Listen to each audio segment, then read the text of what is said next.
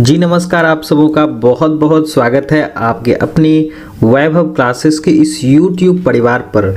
आज के इस वीडियो में हम लोग जानेंगे जो बॉटनी ऑनर्स के जो स्टूडेंट हैं, खास करके आपके पार्ट 3 के कैंडिडेट्स हैं, इसमें हम लोगों का जो पेपर आता है 7th वो आता है plant ecology and environmental biology.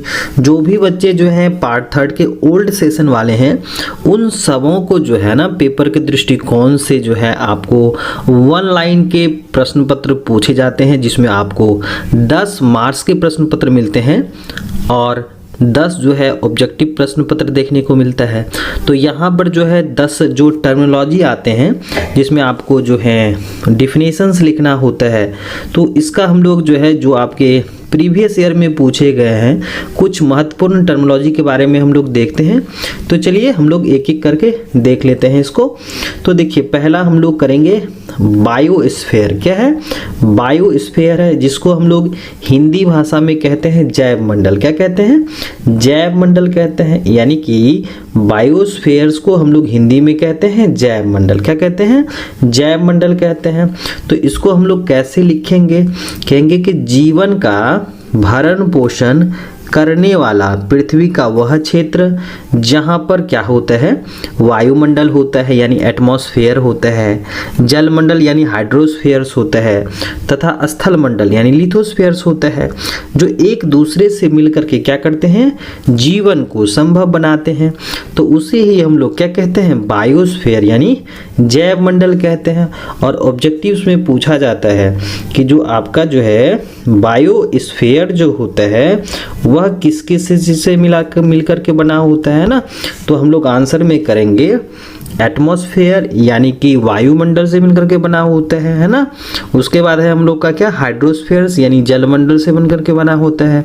और उसके बाद क्या है हम लोग का, लिथोस्फीयर्स यानी कि एटमॉस्फेयर, हाइड्रोस्फीयर और लिथोस्फीयर्स ये सब आपस में मिलकर के क्या बनाते हैं, हाइड्रोस्फीयर्स, लिथोस्फीयर्स और एटमॉस्फेयर मिलकर के क्या बनाते हैं, बायोस्फीयर्स का निर्माण करते हैं, है ना। चलिए अब हम लोग दूसरे सवाल की तरफ बढ़ते हैं। दूसरा सवाल है कि जनसंख्या घनत्व क्या होता है ना, पॉपुलेशन डेंसिटी क्या होता है। तो इसको हम लोग किस प्रकार से डिफाइन करेंगे? कहेंगे कि प्रति इकाई क्षेत्र पर, किसमें, प्रति इकाई क्षेत्र पर निवास करने वाले व्यक्तियों की संख्या को हम लोग क्या कहते हैं, जनसंख्या घनत्व कहते हैं। इसे हम लोग निम्नलिखित सूत्र द्वारा व्यक्त कर सकते हैं, यानी कि इसको हम लोग डिनोट कर सकते हैं। जनसंख्या घनत्व बराबर होता है कुल जनसंख्या और कुल क्षेत्रफल, यानी कि पॉपुलेशन डेंसिटी जो होता है वह कुल जनसंख्या यानी पॉपुलेशंस बटे एरिया होता है। और जनसंख्या घनत्व जो होता है निम्नलिखित 4 बातों पर निर्भर करता है। ध्यान में रखिएगा कि नेटैलिटी पर निर्भर करता है, जिसको हम लोग क्या कहते हैं, जन्म दर कहते हैं ना, नेटैलिटी यानी कि जन्म दर होता है।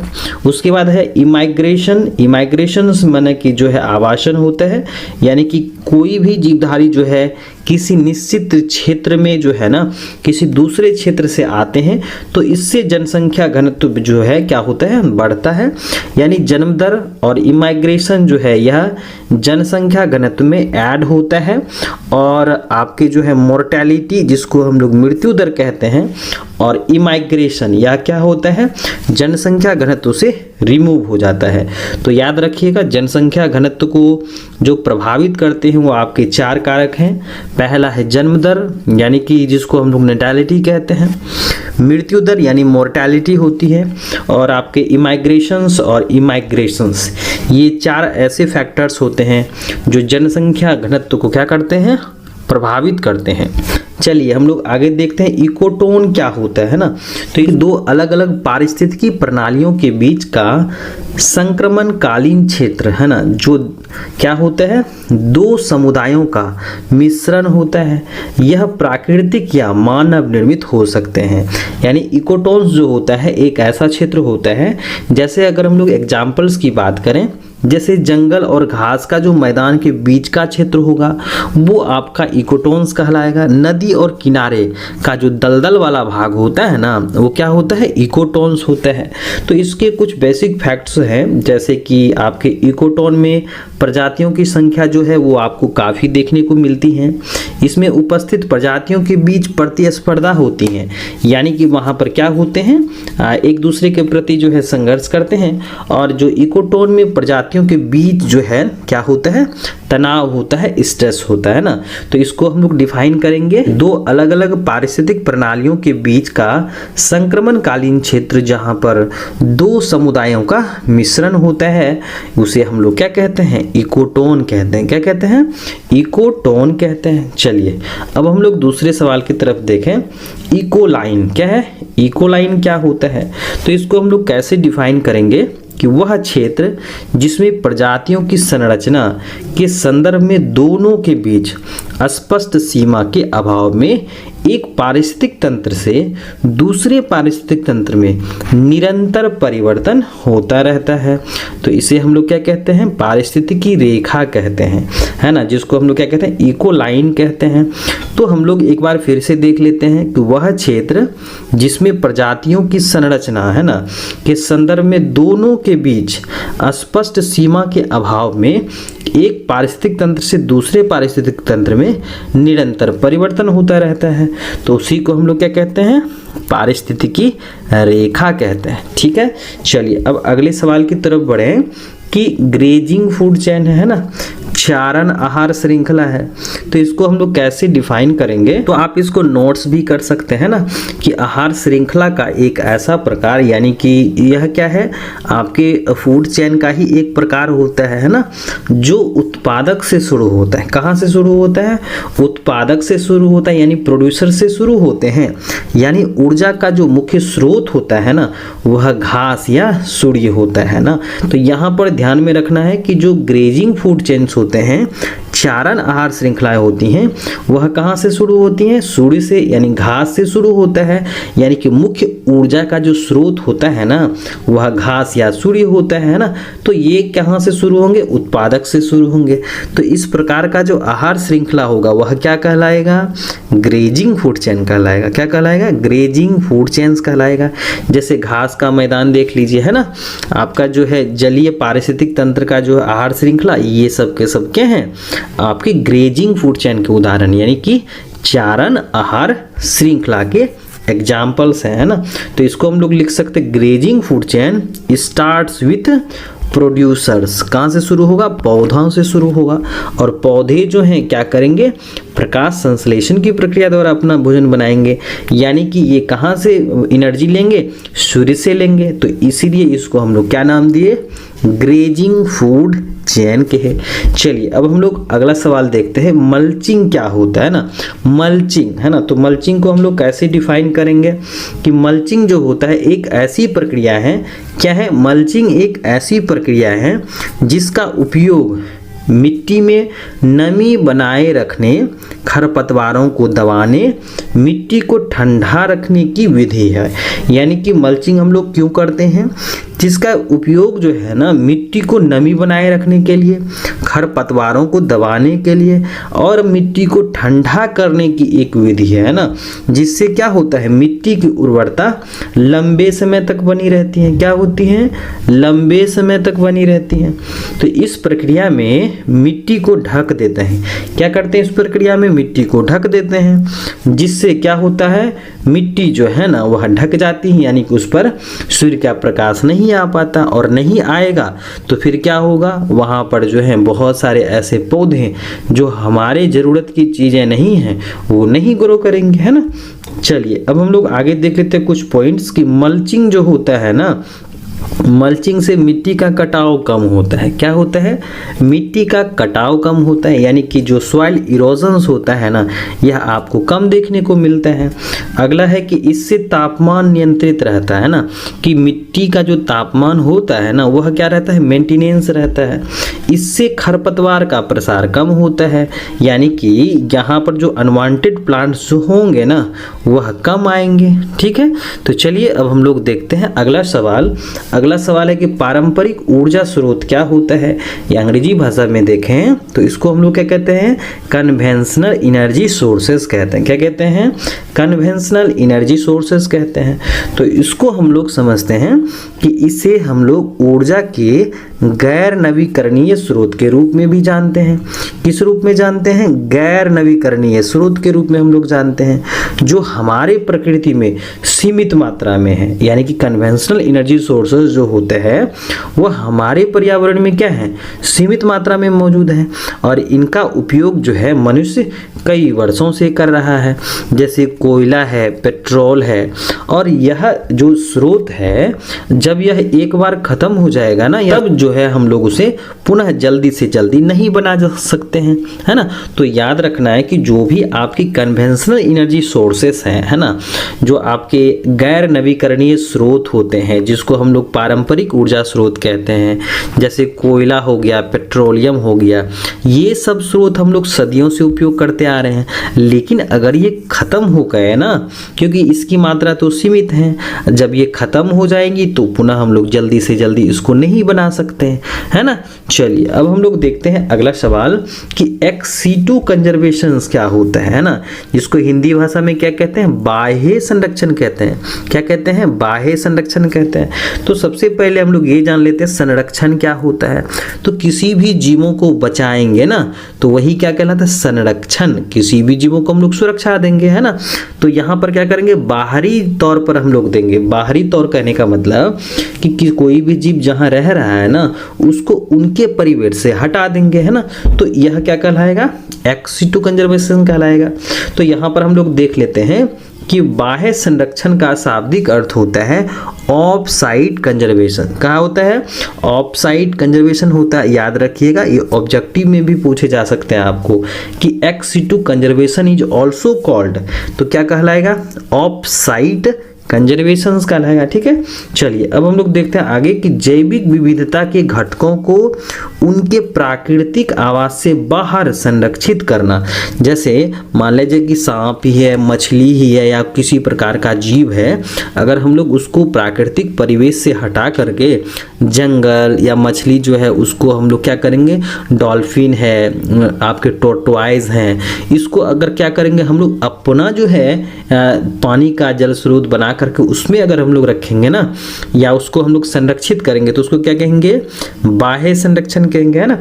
जैसे एग्जांपल से याद रखिएगा, बॉटनिकल गार्डन है, जूलॉजिकल पार्क है, जीन बैंक है, सीड बैंक है, और क्रायो प्रिजर्वेशंस हैं।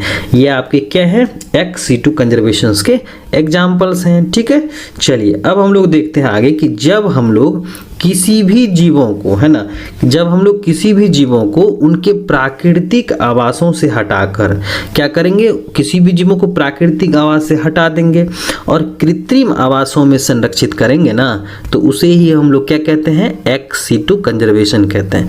क्या कहते हैं, एक्स सीटू कंजर्वेशन यानी बाह्य संरक्षण कहते हैं। चलिए अब हम लोग देखते हैं आगे कि ग्लोबल वार्मिंग क्या होता है, यानी कि एक ऐसा टर्म जो हमारे पर्यावरण से रिलेटेड है ना, कि ग्लोबल वार्मिंग क्या होता है। तो सबसे पहले हम लोग ये जाने कि ग्लोबल वार्मिंग का जो शाब्दिक अर्थ होता है ना, इसका मतलब है पृथ्वी का तापमान सामान्य से अधिक हो जाना। यानी कि जब हम लोग क्या करते हैं, पृथ्वी पर रह रहे हैं और हम लोगों के गतिविधि के कारण या प्राकृतिक गतिविधि के कारण क्या होता है, हमारी पृथ्वी का तापमान सामान्य से अधिक हो रहा है।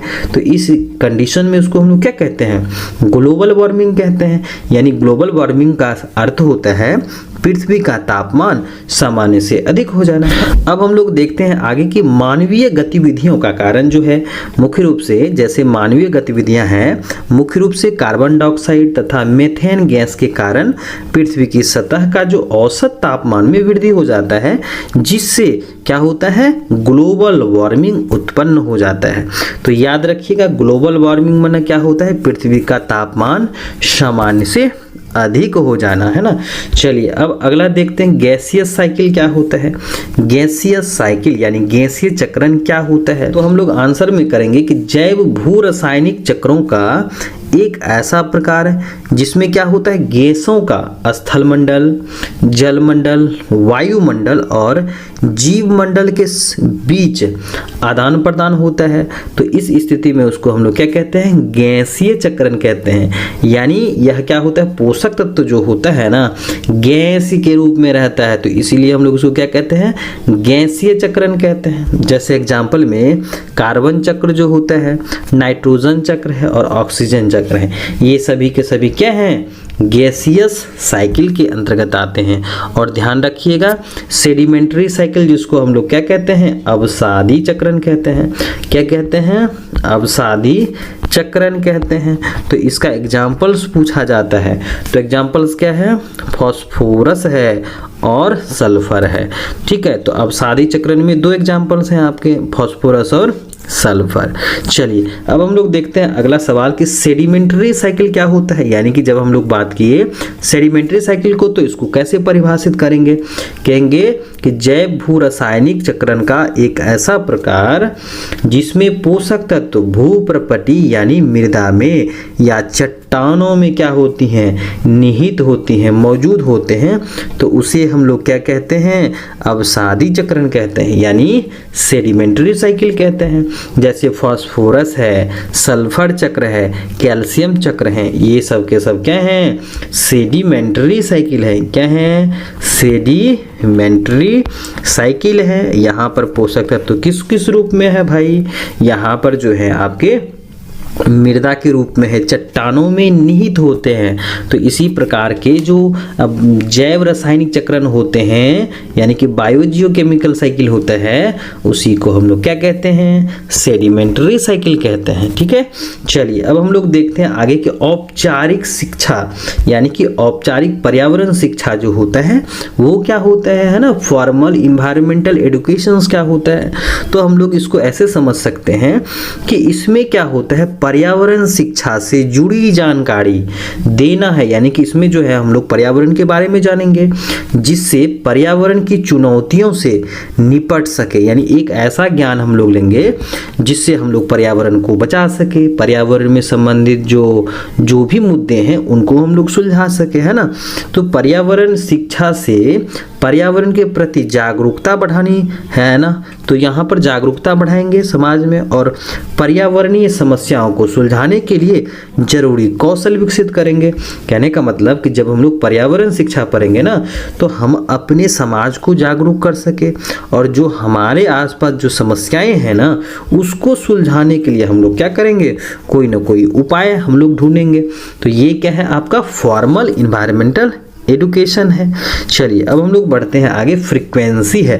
क्या है फ्रीक्वेंसी, तो इसको कैसे हम लोग डिफाइन करेंगे कि एक विशिष्ट एलील जीनोटाइप या फिनोटाइप कितनी बार एक आबादी के भीतर दिखलाई पड़ता है, उसे क्या कहते हैं हम लोग, फ्रीक्वेंसी कहते हैं। इसे मुख्यतः प्रतिशत के रूप में व्यक्त किया जाता है। तो यहाँ पर डिफाइन करेंगे फ्रीक्वेंसी क्या होता है, कहेंगे एक विशिष्ट एलील जीनोटाइप या फिनोटाइप कितनी बार एक आबादी के भीतर दिखलाई पड़ता है, उसे हम लोग क्या कहते हैं, फ्रीक्वेंसी कहते हैं। ठीक है, चलिए अब हम लोग देखते हैं आगे, क्वाड्रेट क्या होता है ना। यहाँ पर क्वाड्रेट जो होता है ना एक ऐसा ढांचा होता है जो वर्गाकार, कैसा होता है, वर्गाकार होता है, आयताकार हो सकता है, गोलाकार हो सकता है ना, जिसका उपयोग किसी पारिस्थितिकी में दिए गए क्षेत्र में पादप जंतुओं या अन्य जीवों के वितरण का अध्ययन किया जाता है ना। तो उसको हम लोग क्या कहते हैं, क्वाड्रेट कहते हैं। तो क्वाड्रेट क्या है, एक ऐसा ढांचा होता है जो कैसा होता है, गोलाकार होता है, आयताकार होता है, आपके जो हैं कैसे होते हैं, वर्गाकार होते हैं, जिसका उपयोग किसी पारिस्थितिक तंत्र में दिए गए क्षेत्र में पादप और जंतुओं या अन्य जीवों के वितरण का अध्ययन करने के लिए किया जाता है। तो उसी को हम लोग क्या कहते हैं, क्वाड्रेट कहते हैं। क्या कहते हैं, क्वाड्रेट कहते हैं। चलिए अब हम लोग बढ़ते हैं आगे और हम लोगों का जो है अगला टर्म है द्वितीयक अनुक्रमण। क्या है, द्वितीय अनुक्रम है। तो इसको हम लोग कैसे लिखेंगे, कहेंगे कि द्वितीयक अनुक्रमण जो होता है वह पारिस्थितिक अनुक्रम होता है जो तब होता है जब प्रारंभिक प्राथमिक अनुक्रम बाधित हो जाता है ना, कि जब प्राइमरी सक्सेशन बाधित हो जाता है ना तब द्वितीयक अनुक्रमण होता है। और कुछ पौधे तथा जंतु अभी भी मौजूद होते हैं। तो द्वितीयक अनुक्रमण प्राथमिक अनुक्रम से तेजी से होता है, क्योंकि इसमें पहले से ही मिट्टी क्या रहती है, मौजूद रहती हैं, और पौधे के बीज, जड़ें और भूमिगत वनस्पति आग पहले से उपलब्ध होते हैं। तो इसीलिए जो है प्राथमिक अनुक्रम क्या होता है, जल्दी जल्दी विकसित हो जाता है। और हम लोग जो हैं प्राइमरी सक्सेशन और सेकेंडरी सक्सेशन में जो है हम लोग अंतर समझ लिए हैं। तो अगर आप इस वीडियो को नहीं देखे हैं तो प्लीज़ चैनल पर जाकर के देखिए प्राइमरी सक्सेशन और सेकेंडरी सक्सेशन में क्या अंतर है। और अगर आप इस चैनल पर नए हैं तो प्लीज़ इस चैनल को सब्सक्राइब कर लीजिएगा, अपने साथी के साथ शेयर कर लीजिएगा, ठीक है, ताकि वे बच्चे भी जो है इन चीज़ों के बारे में सीख सके। तो चलिए हम लोग बढ़ते हैं अब आगे कि प्लांट इंडिकेटर्स क्या होता है ना, पादप संकेतक क्या होता है। वैसे पौधे जो पर्यावरण की कुछ विशिष्ट स्थितियों का संकेत देते हैं, यानी हमारे पर्यावरण में कुछ ऐसे पौधे होते हैं जो हमारे पर्यावरण की कुछ विशिष्ट स्थितियों के बारे में बतलाते हैं, संकेत देते हैं, है ना। तो उन्हीं पादपों को क्या कहते हैं हम लोग, प्लांट इंडिकेटर्स कहते हैं। चलिए अब हम लोग देखते हैं आगे कि नॉन रिन्यूएबल नेचुरल रिसोर्सेज है, यानी कि गैर नवीकरणीय प्राकृतिक संसाधन है। तो इसको हम लोग कैसे लिखेंगे कि वे प्राकृतिक संसाधन जिसका उपयोग के बाद उन्हें पुनः नहीं बनाया जा सकता है। यानी कि अगर कोई संसाधन है ना जो उसको हम लोग ख़त्म कर देंगे, उपयोग कर देंगे, तो पुनः उसका नहीं हम लोग जो है निर्माण कर सकते हैं। इस संसाधन का उपयोग ऊर्जा उत्पादन के लिए भी किया जाता है, जैसे कोयला है, प्राकृतिक गैस है, परमाणु ऊर्जा है। ये सभी के सभी क्या हैं, नॉन रिन्यूएबल नेचुरल रिसोर्सेस हैं, ठीक है। चलिए अब हम लोग बढ़ते हैं आगे। अगला है एंडेंजर्ड स्पीसीज। क्या है, एंडेंजर्ड स्पीसीज है। हिंदी भाषा में इसको क्या कहते हैं, संकटग्रस्त प्रजाति कहते हैं। क्या कहते हैं, संकटग्रस्त प्रजाति कहते हैं। वे प्रजातियां जिनके निकट भविष्य में विलुप्त होने के सबसे अधिक जोखिम होते हैं उसको हम लोग क्या कहते हैं, एंडेंजर्ड स्पीसीज कहते हैं। जैसे शेर है, गेंडा है, ये सब क्या है, एंडेंजर्ड स्पीसीज है। यानी कि अगर हम लोग इसको नहीं बचाएंगे तो यह क्या हो सकता है, आने वाले समय में विलुप्त हो सकते हैं, है ना। चलिए अब हम लोग दूसरा सवाल देखते हैं, एफोरेस्टेशन क्या होता है, यानी कि वनोरोपण क्या होता है, ठीक है। चलिए यहाँ पर हम लोग देखेंगे कि वनोरोपण जो होता है पेड़ पौधे लगाने की प्रक्रिया होती है। क्या होती हैं, पेड़ पौधे लगाने की प्रक्रिया होती हैं जहाँ पहले कोई भी वन नहीं था। यानी कि एक ऐसा जगह जहाँ पर कोई भी वन नहीं था, कोई भी पौधा नहीं था, वहाँ पर हम लोग पेड़ पौधे क्या करेंगे, लगाएंगे। या हम लोग इसको ऐसे लिख सकते हैं कि बंजर भूमि पर प्लांटेशन की प्रक्रिया को क्या कहते हैं, वनोरोपण कहते हैं। क्या कहते हैं, वनरोपण कहते हैं, यानी एफोरेस्टेशन कहते हैं। यह मिट्टी कटाव को रोकने, CO2 को कम करने यानी कार्बन डाइऑक्साइड को कम करने, पर्यावरण का संतुलन बनाए रखने के लिए, जैव विविधता को बढ़ाने में सहायक होते हैं। एफोरेस्टेशन हम लोग क्यों करते हैं, वृक्षारोपण हम लोग क्यों करते हैं, वनोरोपण क्यों करते हैं, ताकि क्या हो सके, मिट्टी के कटाव को रोक सके, कार्बन डाइऑक्साइड को कम कर सके, पर्यावरण का संतुलन बनाए रख सके और जैव विविधता को बढ़ाने में क्या होते हैं, ये काफ़ी सहायक होते हैं। चलिए अब हम लोग अगला सवाल देखते हैं, यूट्रॉफिकेशन क्या होता है। तो इसको हम लोग कैसे परिभाषित करेंगे कि एक ऐसी प्रक्रिया क्या होती हैं, यूट्रॉफिकेशन एक ऐसी प्रक्रियाएं होती हैं जो तब होती हैं जब जलीय पारिस्थितिक तंत्र क्या होता है, नाइट्रोजन और फास्फोरस जैसे पोषक तत्वों से अधिक पोषित हो जाते हैं। तो यही जो है ना क्या कहलाता है, यूट्रॉफिकेशन कहलाता है, जो प्राकृतिक तथा कृत्रिम रूप से हो सकते हैं। जैसे मान ले जाए कि अगर कोई भी जो है ना नदी और तालाब का पोखर क्या हो जाता है, पूरी तरह से जो है पोषक तत्व से भरपूर हो जाता है, चाहे वो मनुष्य के क्रियाकलापों द्वारा हो, चाहे वो प्राकृतिक रूप से हो। तो इस स्थिति में हम लोग उसको क्या कहते हैं, यूट्रॉफिकेशंस कहते हैं। चलिए अब हम लोग आगे देखते हैं स्पीसीज डाइवर्सिटी क्या होता है। तो स्पीसीज डाइवर्सिटी जो होती है पृथ्वी पर उपस्थित जीवों की शारीरिक संरचना में विभिन्नता के कारण पाए जाने वाली जो विविधता होती है ना, उसी को हम लोग क्या कहते हैं, स्पीसीज डाइवर्सिटी कहते हैं। जैसे शेर है, चीता है, तेंदुआ है, ये सब के सब क्या होते हैं, स्पीसीज डाइवर्सिटी के उदाहरण हैं। चलिए अगला सवाल है एंट्रोपी क्या होता है। क्या होता है एंट्रोपी।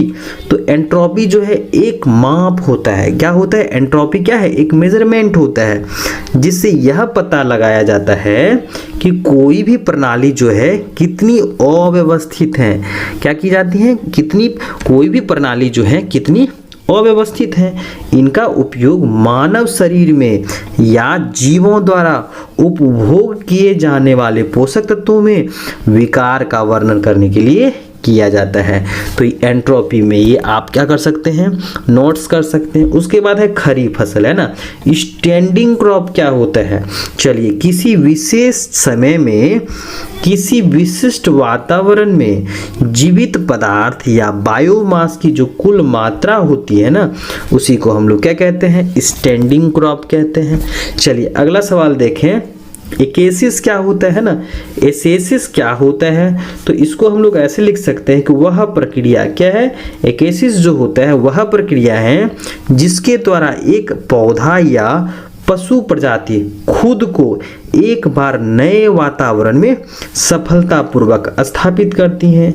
यानी कि यहाँ पर क्या होता है, एकेसिस जो होता है एक ऐसी प्रक्रियाएं होती हैं जिसके द्वारा एक पौधा या एक जंतु जो होता है या पशु होता है वह खुद को एक नए वातावरण में क्या करता है, सफलतापूर्वक स्थापित करती हैं। तो उसी को हम लोग क्या कहते हैं, एकेसिस कहते हैं, है ना। कुछ पॉइंट्स देख लेते हैं। यह एक क्या होता है, प्राकृतिक प्रक्रिया है। क्या है, यह एक प्राकृतिक प्रक्रिया है जो तब होता है या यह तब घटित होता है जब क्या होता है, किसी पौधे या प्राणियों को किसी नए आवास में लाया जाता है। यानी कि एकेसिस जो होता है तभी होता है जब क्या किया जाता है, किसी पौधे या जंतुओं को, प्राणियों को किसी नए आवास में लाया जाता है। चलिए अब हम लोग देखते हैं अगला सवाल, पट्टीदार खेती क्या होता है, यानी स्ट्रिप क्रॉपिंग क्या होता है। तो इसको हम लोग कैसे लिखेंगे, खेती की एक विधि होती है। क्या होती है, खेती की एक ऐसी विधि होती है जिसमें एक खेत को लंबी सांकड़ी पट्टियों में विभाजित कर दिया जाता है और उसके बाद खेती की जाती है। तो इसे हम लोग क्या कहते हैं, फसल चक्र प्रणाली में वैकल्पिक रूप से लगाया जाता है जिससे हवा तथा जल से मिट्टी के कटाव को रोकने में मदद मिल सकती है। कहने का मतलब स्ट्रिप क्रॉपिंग का जो है एक सिग्निफिकेंस हो सकता है कि मिट्टी के कटाव को रोक देना होता है ना।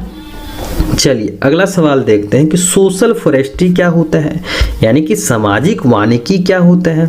तो सोशल फॉरेस्ट्री जो होता है वनों के प्रबंधन की एक रणनीति होती है। क्या होती हैं, वनों के प्रबंधन की एक रणनीति होती है जिसमें स्थानीय समुदाय शामिल होते हैं। क्या होते हैं, स्थानीय समुदाय शामिल होते हैं और इसका उद्देश्य जो होता है ग्रामीण क्षेत्रों के लोगों का जीवन को बेहतर बनाना है। क्या है, ग्रामीण क्षेत्र में जो रहने वाले व्यक्ति हैं उनके जीवन को बेहतर बनाना है ना, जिससे पर्यावरण में संतुलन, ग्रामीण क्षेत्रों में नौकरियां और इनके साथ साथ आजीविका में सुधार लाया जा सके।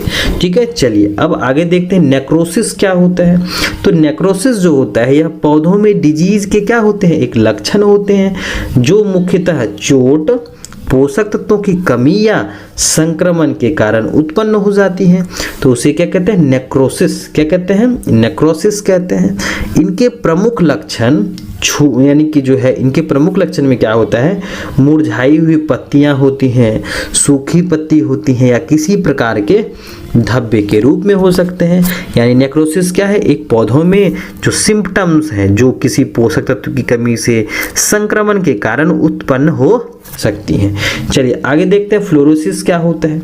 तो फ्लोरोसिस जो होता है आपके, आगे देखें फ्लोरोसिस क्या होता है। तो फ्लोरोसिस जो होता है आपके एक ऐसी स्थिति होती हैं जो तब होती हैं जब कोई व्यक्ति अपने दांतों के विकास के दौरान बहुत अधिक फ्लोराइड का सेवन करता है, जिससे दांत का रंग जो होता है ना वह खराब हो जाता है, यानी सफ़ेद धब्बे नज़र आते हैं और भूरे रंग के दाग हो जाते हैं। तो इसी स्थिति को हम लोग क्या कहते हैं? फ्लोरोसिस कहते हैं। चलिए आगे हम लोग बढ़े। ग्रॉस प्राइमरी प्रोडक्शंस क्या होता है, यानी कि सकल प्राथमिक उत्पादन क्या होता है, जिसको हम लोग शॉर्ट में क्या कहते हैं? जीपीपी कहते हैं ना। तो इसको हम लोग कैसे डिफाइन करेंगे कि जीपीपी जो होता है वह दर होता है जिस पर प्राथमिक उत्पादक जैसे पौधे होते हैं, शैवाल होते हैं, प्रकाश ऊर्जा को रासायनिक ऊर्जा में परिवर्तित करते हैं। और जीपीपी को जो है ना सामान्यतः एक विशिष्ट समय अवधि में बनाए गए कार्बन बायोमास के रूप में माना जाता है। चलिए अब हम लोग आगे देखते हैं नीचे क्या होता है, यानी ट्रॉपिकल नीचे क्या होता है। चलिए इसको हम लोग कैसे देखेंगे। अगला सवाल है ट्रॉपिकल नीचे क्या होता है। तो इसको हम लोग किस प्रकार से लिखेंगे कि खाद्य श्रृंखला में किसी प्रजाति की स्थिति या किसी जीव द्वारा उपभोग किए जाने वाले भोजन का स्तर होता है। वह भूमिका जो है, यानी ट्रॉपिकल नीचे जो होती हैं वह भूमिका होती हैं जो एक जीव अपने पर्यावरण में क्या होता है? मुख्य भूमिका निभाता है। चलिए अगला देखें कि चर्मोस्कर्श समुदाय क्या होता है, जिसको हम लोग कहते हैं क्लाइमेक्स कम्युनिटी। क्या कहते हैं?